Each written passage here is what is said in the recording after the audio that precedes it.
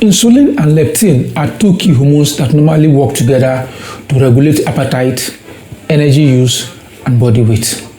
While insulin helps us to move glucose and other nutrients into our cells after eating, leptin signals the brain that the body has sufficient energy stored, thereby regulating hunger. Okay. However, when insulin levels remain persistently high, it can disrupt the ability of leptin to properly regulate hunger. How? First, high insulin interferes with leptin's ability to cross into the brain, meaning leptin may be abundant in the blood but unable to reach the brain effectively. Are you serious? Second, insulin and leptin share overlapping pathways in the brain, and the constant overstimulation of these pathways by the high levels of insulin make them less responsive to leptin. Are you playing? Thirdly, prolonged high insulin levels promote inflammation in the appetite regulating regions of the brain, further impairing the ability of the brain to respond to leptin. Are you telling me the truth? These three barriers created by insulin work together to create what we call leptin resistance.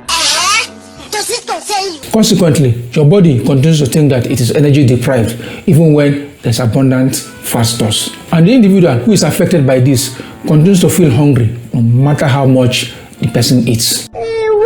What then can be done to remedy this situation and lower insulin levels? 1. Prioritize whole foods that are rich in protein, fiber, and vegetables. 2. Minimize sugary drinks and ultra-processed food as much as possible. 3. Do not snack between meals, and also always allow adequate time between your meals.